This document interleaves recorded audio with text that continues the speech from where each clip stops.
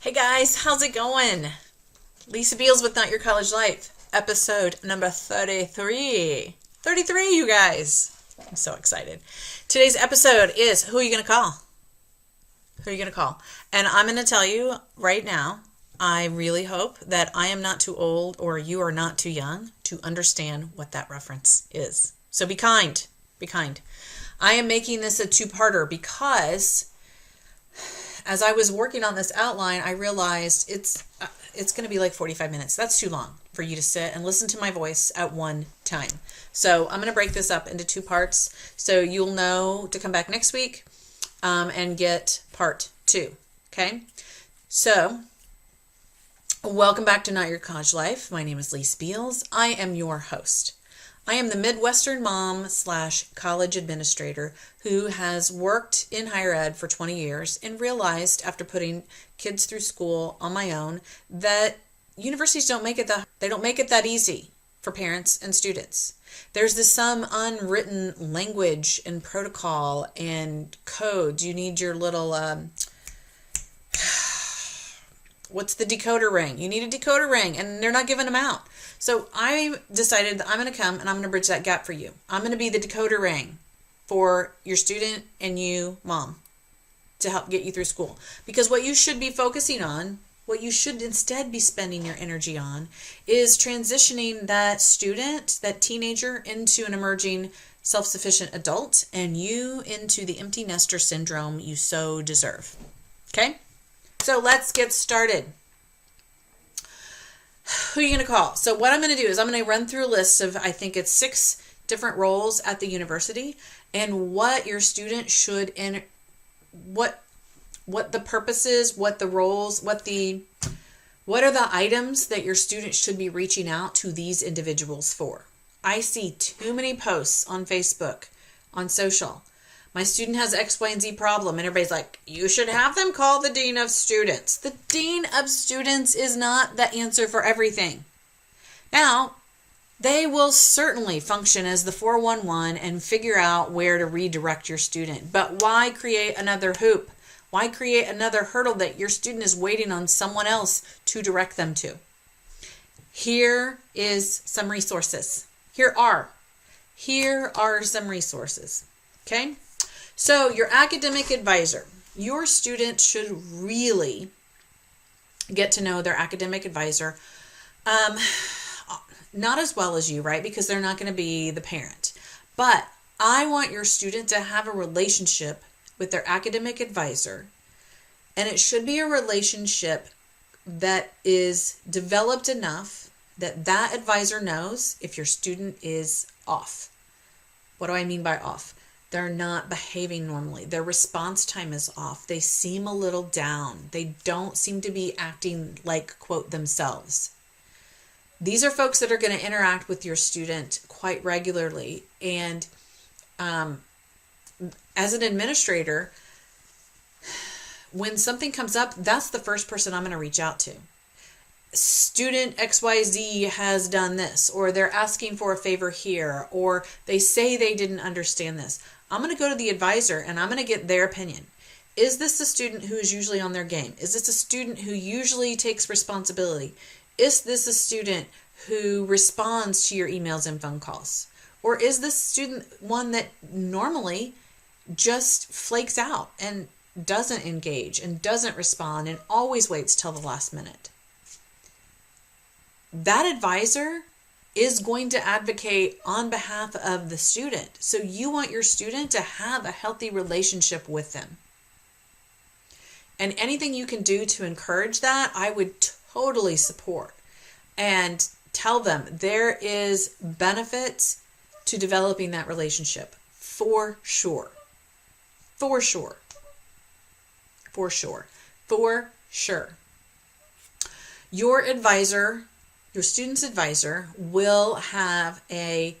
should have a very intimate understanding of the curriculum for their degree. They should know the courses that are required, which ones are going to be harder than others, what the workload should be for those courses, the recommended sequencing that a student should take the courses, right? They should know, okay, you should plan sophomore year, second semester. This is going to be a hard one. So you're probably going to want to evaluate your extracurricular activities or work or whatever. Keep this in mind. Or you probably don't want to take chemistry and physics the same semester you're doing this internship. That's probably going to be a lot of work. Those are some insider tips on the curriculum that the advisor is going to be aware of just because they've been advising students in this curriculum.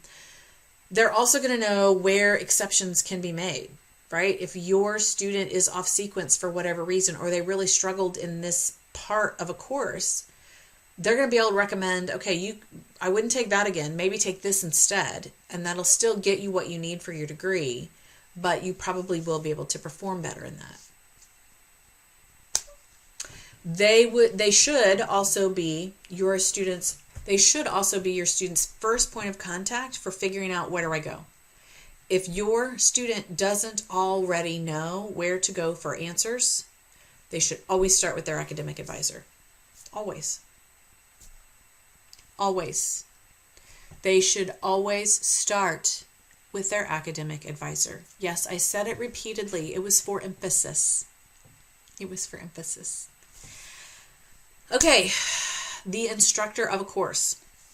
Now, an instructor of a course could be a tenured faculty, could be a professor, could be an assistant professor, could be a teaching assistant, could be a grad assistant, it could be a limited term lecturer. Those are a lot of names for an instructor that most of us don't really care about.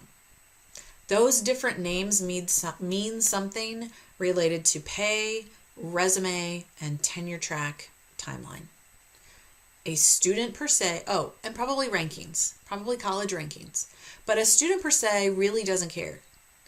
I'm here to tell you, LTL that is passionate about what they're teaching could be a better instructor in a course than a tenured faculty member who has done research on the topic for decades. It's all about the motivation of the instructor. Are they there to help the students learn? Or are they there because they have to check this box to be able to continue doing their research and get it funded? So, they should be contacting the instructor of the course for questions on the syllabus. Either I haven't got the syllabus, we're a week out from the semester start, right? Ideally, you would like to see the syllabus before the term begins so you know what textbooks to buy, you know how to plan your semester as far as tests and assignments. You would like to know how the grading scale is and the rubrics. If your student does not have their syllabus, at least by day one of semester, the faculty member, the instructor of record, is who they want to reach out to. Could I get a copy of the syllabus? Your student should contact the instructor if they have to miss class or will be late for any reason. For any reason. Bereavement, illness, quarantine, I overslept. They should be messaging as soon as they know that they will not be in attendance.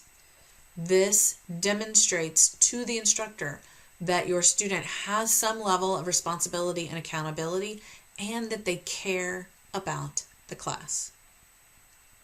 Again, this is building up some credibility with the instructor that your student may or may not need down the road.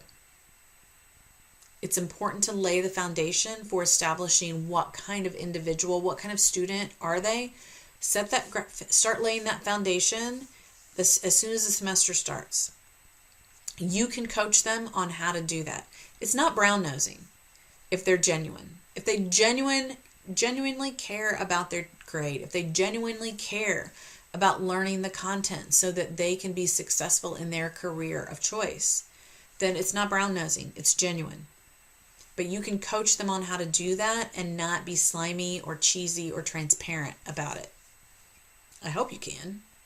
I'm sure you can. Your students should ask their instructor questions about the material and the lessons. And they should not, it's easy to say don't be embarrassed to ask questions, right? It's easy. But is embarrassing because you're looking around and you're thinking everybody else gets that because they're not raising their hand. I must be the only one. I promise you, they are not the only one. You know that. I know that. If they have the question, at least one other person has the question, and they will be appreciated for having the kahunas to ask it. And bonus, if they're doing remote learning, they can even ask it just between them and the faculty. They don't have to raise their hand publicly in a classroom. They can make a note and send an email to the professor to say, this point you covered in class, I didn't get it. Can you explain that a different way? Or can you point me to resources where I can go and dig in myself to better understand it? Ideally, it would be great if the professor could reteach it or teach it a different way so that there's a higher level of comprehension, because isn't that their job? But your student's not going to get a rock star instructor for every class. That's just the way it is, right? They're not. If we were all perfect, we wouldn't be living in this world. I'm here to tell you. So, and who knows the reasons behind it, but ideally your faculty member should teach that. If not, have your student ask them to point them to resources to learn it differently. Your student should reach out to their instructor. And I think I mentioned this in another episode, just to develop a little bit of a relationship with them. Again, like the advisor, they're laying a foundation for credibility and a desire to actually learn content. So I recommend your student meet with the professor at least once a semester during office hours and ask them, what is your research focus? What are some characteristics of your most successful students?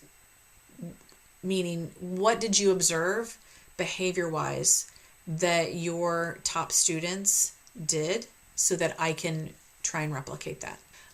They should contact their instructor to confirm what the office hours are and whether the office hours are walk-in, by appointment, or if they're virtual. If that's not already on the syllabus, your student should reach out to their instructor and ask them, what are your office hours? And then your student should also reach out to their instructor when they are struggling to learn the material. It's more than just one question. If this has gone on and they've tried the resources after asking, where else can I go to learn, and they're continuing to struggle, they can ask the faculty, I'm really struggling. What else can I do to learn this material? Are there tutors? Is there supplemental instruction? I need you to help me point to resources that will help me get this material to be successful. I don't want to have to retake it. In some cases, the faculty member will say, there's no way you can pass this class. You may as well just drop it. That's unfortunate. If that's the case, 9 times out of 10, I'm going to suggest the student ask the faculty, do you mind if I continue to sit in on class and wait till the very last day to withdraw so that I get as much exposure to this material as possible before I have to drop it and then retake it? That's a conversation with the instructor. I don't know why they'd say no, but I would still have the professional discretion to ask the question, okay? All right, then we have the Dean of Students, which is who everybody thinks has all the answers. And, a lot of times they do. They can direct traffic really well because that's just what they're used to. But honestly, the Dean of Students is there more as an advocate for the students. They're there to help when a student is really struggling emotionally, financially, academically, to connect them with resources to help see them through. They help provide notices on absences for bereavement or for this season of quarantine or military duty. They will receive the documentation, confirm it, and then provide proper notification to your instructors. That doesn't absolve your students of still notifying folks. There's still a level of responsibility, right? This is kind of that transition from student only to adult responsible. So just as you would never not show up for work because you have bereavement leave, you would let your supervisor and your team know. that you're not going to be there and why. This is just learning that behavior. Dean of Students is where your student will go if they're struggling with their mental health and don't know where to go for resources. And at my institution, they're kind of like that front line of defense where they can actually, they've had enough experience to know, I'm going to walk you over to seek treatment right now to the on-campus because I'm afraid that you might do something to harm yourself or others if I don't. They have that level of training to be able to kind of suss that out and get you immediate walk-in treatment if you need it as a student, or they will help connect you to resources to get you your student the help you need. And then again, they are just the general 411, let me help navigate where you need to go. I mean, I get calls and texts from my Dean of Students colleagues on the regular asking clarifying questions related to my office. Where does a student go for this? How does a student need to do this? And that's just their role. That's just their role. That's what they do, and they're fabulous at it. At my institution, the Dean of Students is also kind of the clearinghouse for a withdrawal from the term. So if you're just dropping 1 or 2 classes, you can handle that through the add and drop process. But if you have to walk away from the university for the entire term, our university regulations say, last episode, did you hear that? University regulations, those tell the students that if you're going to withdraw from the entire semester, you have to do that through the Dean of Students.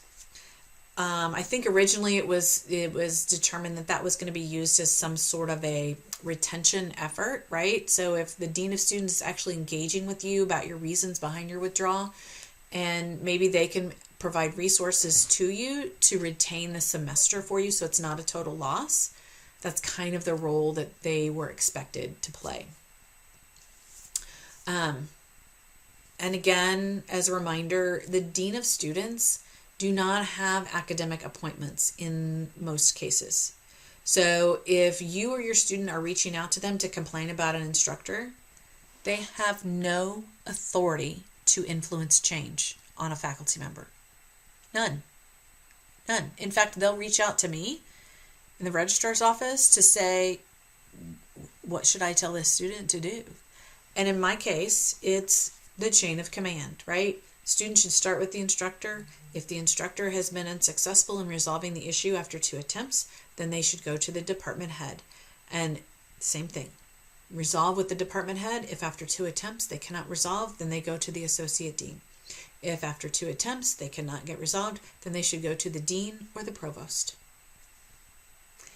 Rarely does it get to the provost. Rarely. Those department heads do not like people to have to go over their heads. So they will almost always handle. I have never dealt with an associate dean that told me, I'm sorry, I'm not interested in helping with that. It gets resolved. But it's instructor, department head, associate dean, provost. That's the order your student should work to resolve issues with an instructor. All right, you guys. So in this week, we covered your advisor, the instructor, and the Dean of Students. Come back next week and we will finish the discussion. We'll cover registrar, bursar, financial aid, disability office, institutional equity, IT, department head, provost, and career services. Ooh, there's still a lot to cover. Okay. As always, if you would be so gracious and found this helpful, please share with a friend. Let them know where to find me and to follow me. If you don't subscribe to my email, please do. You will be certain to get a notification every time a new episode comes out. I thank you for that. And I have been shamelessly asking for reviews on iTunes, and someone so graciously, thank you, someone gave me a 5-star review, and I am so appreciative. But here's the thing. I don't even know who to thank because I've only got 1 review and iTunes won't let me drill down and see who gave me the review. So I have to publicly thank you. I was going to publicly thank you anyway, but I can't associate your name to it. So thank you. If you gave me that review, thank you so much. If you haven't given me a review, clearly It's not rocket science. So please do. Please go to give me a review. I am on Spotify and iTunes. I'm on Stitcher. I'm on iHeartRadio. I'm just signed up to get added to the Amazon Music podcast. So you can find me anywhere. Ideally, you'll just sign up for my email list so that I can send you the link and you can listen to it from my webpage. You guys have a great week, and I will talk to you next week. Take care.